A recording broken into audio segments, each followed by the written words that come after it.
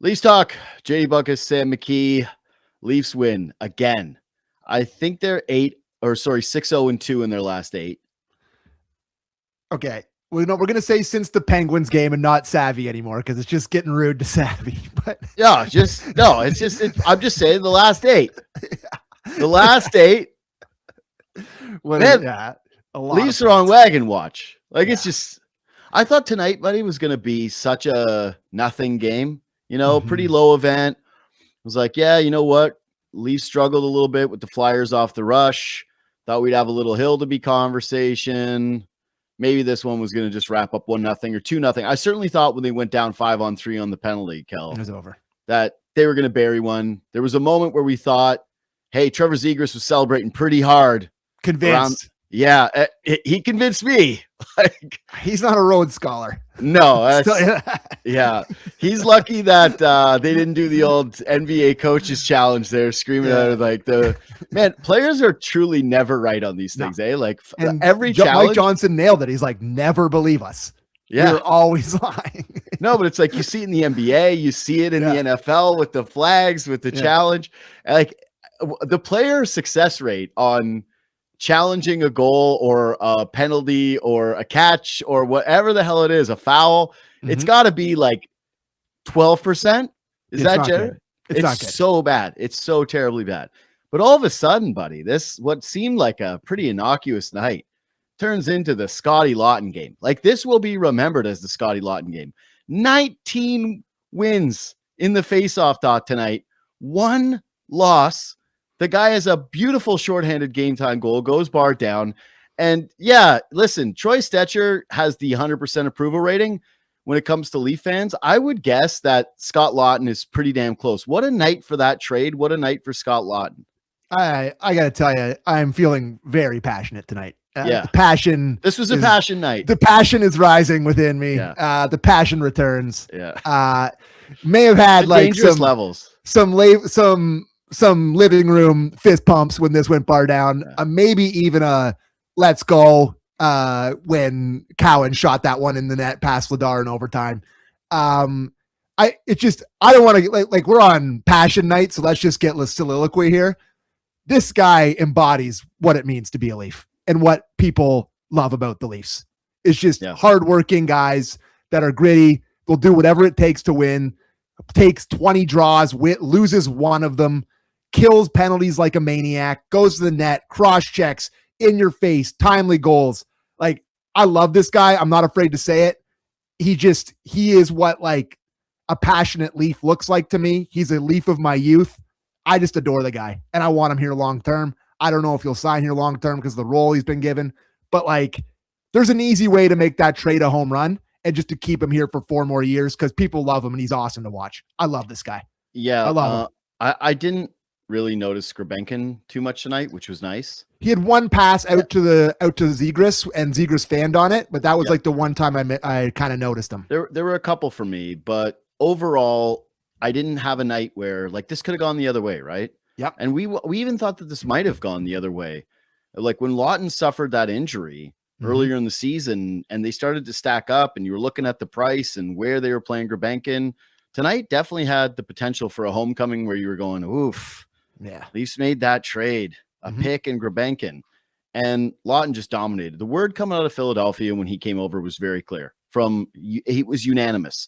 And even they mentioned it in passing in the broadcast where it was he ran the aux cord. And, if you're a hockey fan, that actually kind of means something. That's actually a big deal. Yeah, it is. I know. I just say it sounds stupid to say, but it is important. And he was a leader on that team. He was an extremely popular teammate to the point where, they were floundering and they weren't sure they were going to get rid of the guy. And the Leafs kind of had to bowl them over with a pretty significant trade package in order to acquire him.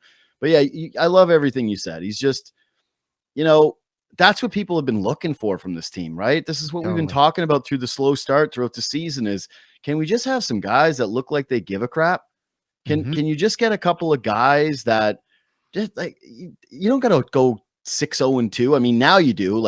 One thing from you this, literally have to do this you need every point you can get. That's why these games feel so tense and why the celebrations, and as a fan watching it, it's different than seasons past where they've just been in a playoff spot and none of these games have mattered at all. And all these games feel like they matter way more. But yeah, just to jump in there. But no, but it's right. I was just going to say that, it really does illustrate how dire a position the Leafs were in. The fact that they've gone 6-0-2, right? That they've accumulated the 14 points in their last 8 games and that they're still on a bubble wildcard spot.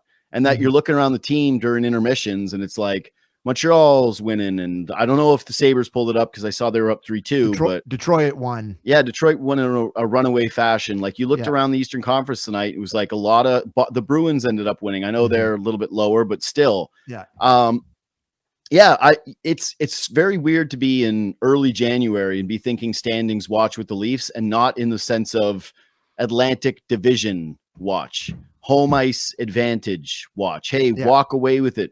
And so who are they going to be playing in the first round watch? Is it going to be Tampa? Is it going to be Ottawa? Is it going to be Boston? Who's it going to be? Right. But the fact that they've needed this stretch of hockey and just to be sitting on the bubble, like tells you how bad it was and how flat it was. And I think that the guys like Troy Stecher, the guys like Scott Laughton, the dudes who are playing with that extra level of care and having it translate into results too. Like these aren't, I'm not trying to take a shot, man. I'm really not. It's just what pops into my head. Like when Ryan Reeves came here, for example, right? It's like, Ryan Reeves, like he's going to change the makeup of the room and he's out in front of the media and good for him where he has the quote about he heard the Leafs room was quiet and all that different stuff. But ultimately, like the guy can't have an impact on the team. And when you're just like good in the room, it's actually Savvy's joke. Leave him there. Yeah. And that's what they had to do with him. Scott Laughton, it's like, it's a different feel because the guy is an unbelievable contributor to this team. Like, hey man, the Leafs penalty kill is the best in the NHL since December. Sorry. Yeah. And guess what? It's also 4th in the NHL. It's over to 84% now. There's only a couple of teams that had, they actually might've jumped into 3rd tonight. They were 3rd last time I checked. So. Yeah. They were 4th today and they probably jumped back into 3rd tonight. They're the 3rd best penalty kill in the league. And it's like, yeah, you know why that is? It's because they got Scott Laughton and Nick Waugh, and a large part is Stecher and Scott Laughton, like passion, energy guys that are actually contributors down the lineup. It's such a nice feel. And again, not a shot. I know I've been going a long time here, but okay. Go ahead, bud. He did have that one goal against Chicago, but Scott Laughton actually is a first-round pick who has that ability to go down and score that shorthanded goal versus guys in the past like the David Camps when we were like, what's the difference? It's like that. Yeah, that. Just like the fact that he's got that in his bag. And he's scored that exact goal a few times this year. Yeah. And I mean, he's got the breakaway clapper, which is his go-to move, which is incredible. But I watched the reaction from the guys on the ice with him when he shoots that puck in the net there. And like Phil Myers jumps in the air. Like he's like, it was like a playoff goal reaction. And Riley comes, I think it was Riley that came over to him and put his helmet right against his helmet and like screaming right at him. They're jumping on him.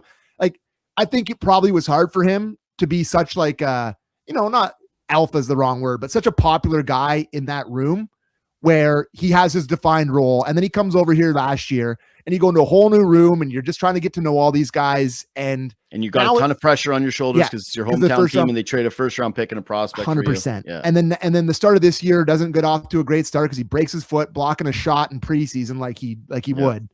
And he just feels like he's found nailed his by role. a 7-footer. Yeah. He seems like he's found his role as like the real glue guy and hardworking guy. And you're right. I don't know. I watched them play recently and I thought they even played pretty well for the rest of the night tonight. It was a tight checking defensive game that they looked comfortable in. They had a couple moments where they got caught with the Flyer speed, but for the most part, but they just, since the Matthews, Marner, Nylander, Tavares era core 4, it just feels like a more of a team. I don't know. Right now, just top to bottom. Top to bottom feels like everybody contributes way more than they have in the years past. Listen, man, obviously the way that this team played in the first, 75% of the season at this point, it's not a write-off it's not an impossibility that this team just returns to form and they stink and they go back in the toilet and they miss the playoffs. Like all those things are on the table for sure. But this is just so encouraging. And there's the one thing I will say is, they have been written off by a lot of people. And you get those. Yeah, of course. I'm not saying a lot of people aren't me and you. Like I'm stunned by this. After that Washington loss, I was like, this is over. The back-to-back losses in Nashville and Dallas. You're like, this is donezo. Yeah, like that. Yeah, to start the holiday, that was the beginning of me gone. I was like, okay, sayonara. Yeah, are they even going to make us come back and do Leafs talk in the new year? Are they just going to say, "Hey, boys, take a year off, take a lap"? Yeah, I kind of do feel as though they've responded the right way to this because they have that right personality in the room and the talent is a little bit more spread out. Like tonight, same thing. Some of the other guys that I liked, I felt like Michelli was buzzing tonight. Yeah, that he had a lot of really great shifts. This is a guy who's a healthy scratch, and now he looks like this is what I expected from Michelli. A guy who is desperately playing for his career. This is the version of him. You see Easton Cowan score that big goal after he gets the breakaway, a chance to put the game away, and he's probably watching the puck go down the other end of the ice thinking like, oh my God, this game's over. He gets to contribute there. Like, yeah, I thought that this was another quality game for Nick Waugh. The depth of the team is definitely showing up in a way during this stretch that I don't even know if we could ever say, other than the early years of Matthews and Nylander, that it felt like this complete top to bottom through a stretch of 8 games. Yeah, that's exactly right.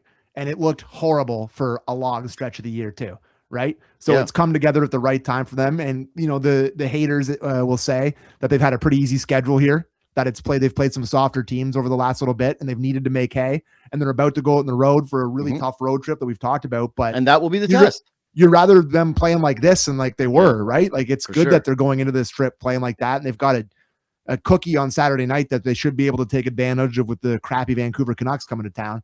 But so Christian put this in the chat, Rich dash a bunch of letters, 7 points for Laughton this year. Only in this city would he be a hero.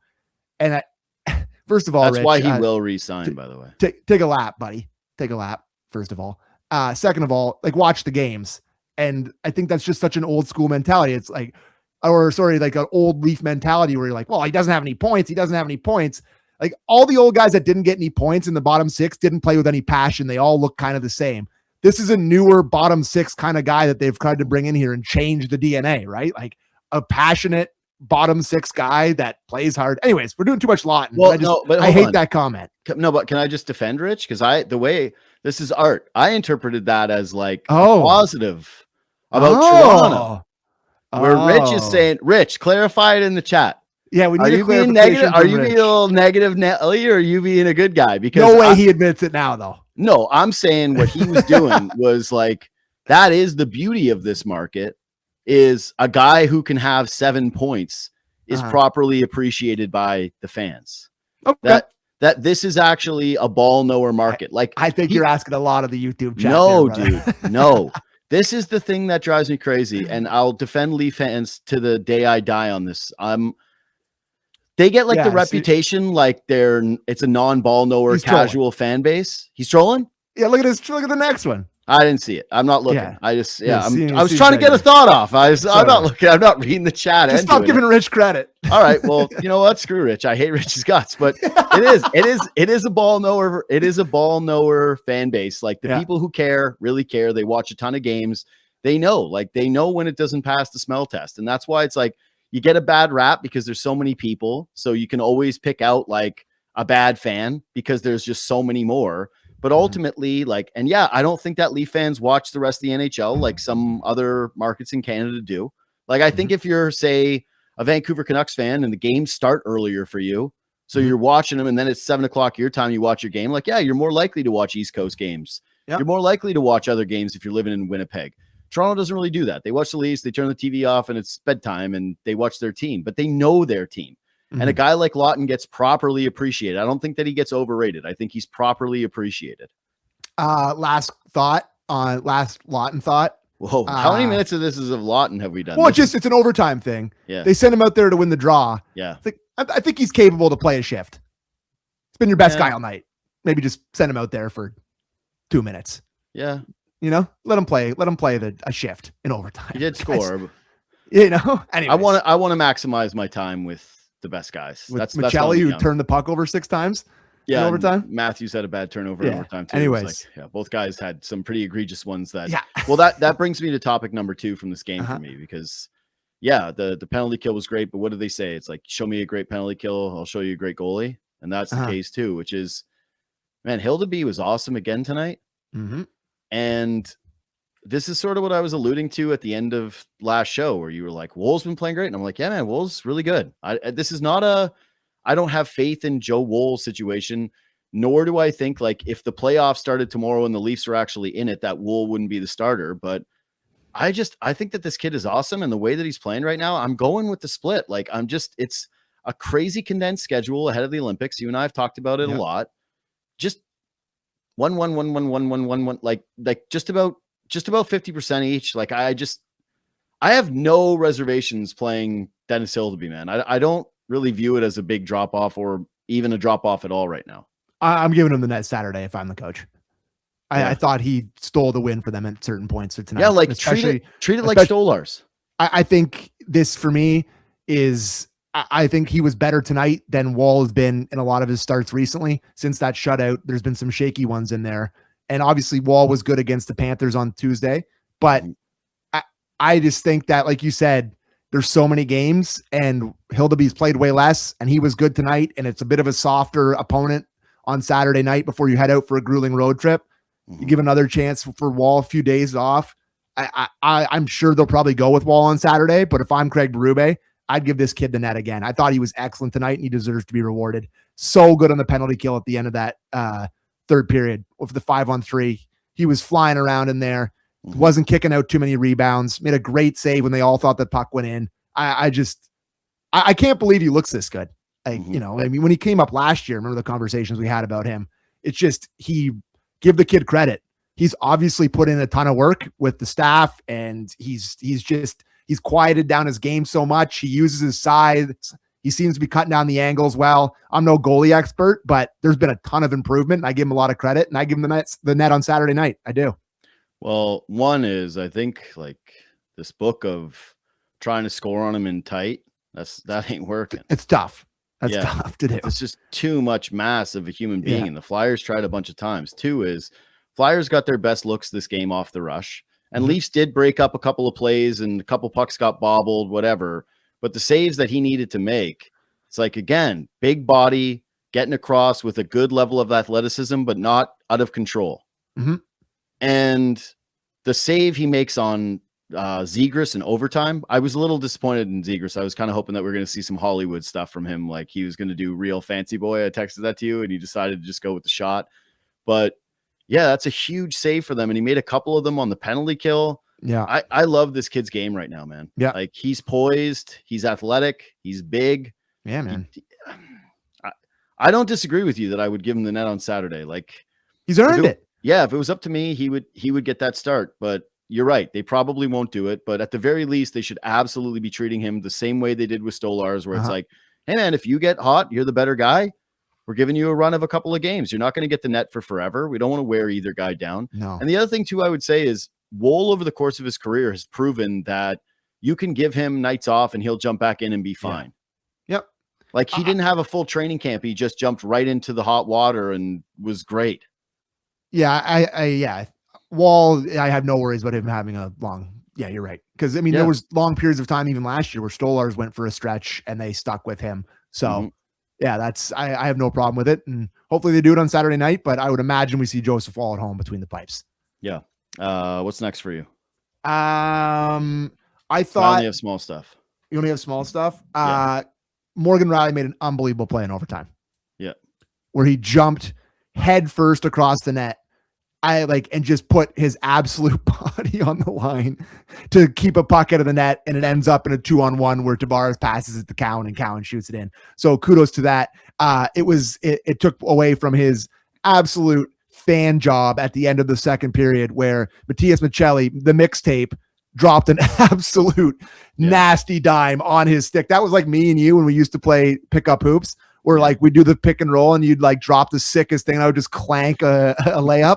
That's what it looked like. It was just a perfect pass. I'm like, is Riley playing with a broken stick? But I give Riley full credit for just putting his body on the line right there to set up the winner.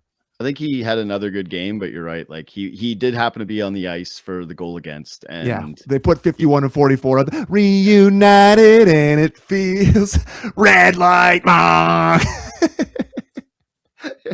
Listen, I don't want to do a lot of negative talk tonight. No, I know. It's just like a passion night, but 51. It's just no.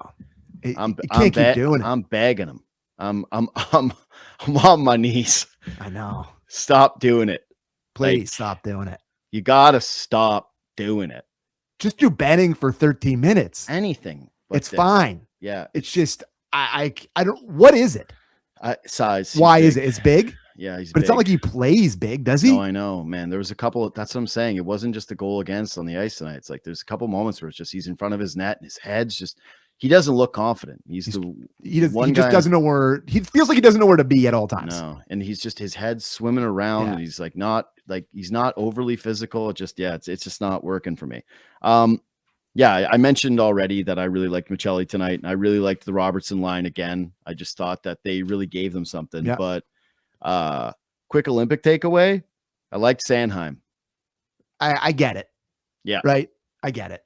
It's just such a classic hockey guy thing to love the beautiful skater, rangy, good reads. But I just think that was it. It was the reads tonight because the skating has always been obvious with him. Yeah. But tonight I actually thought that was the best I've seen him play against the Leafs.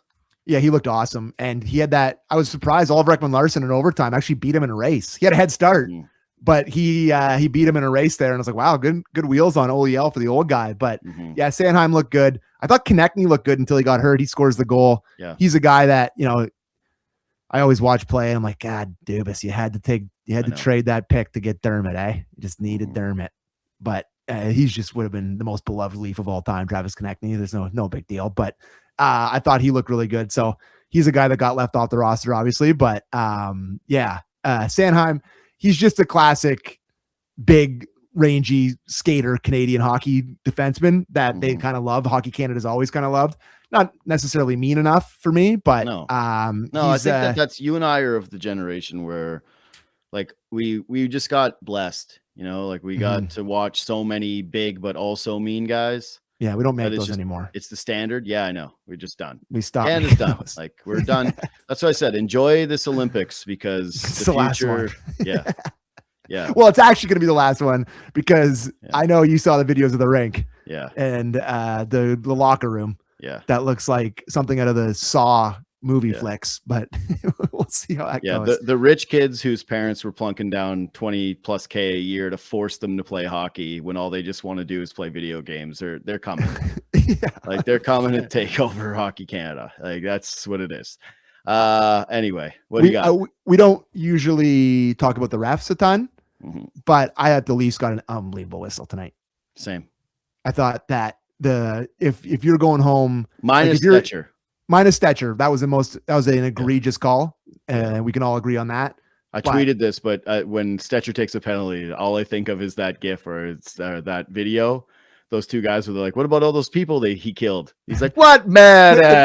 He was the greatest guy around."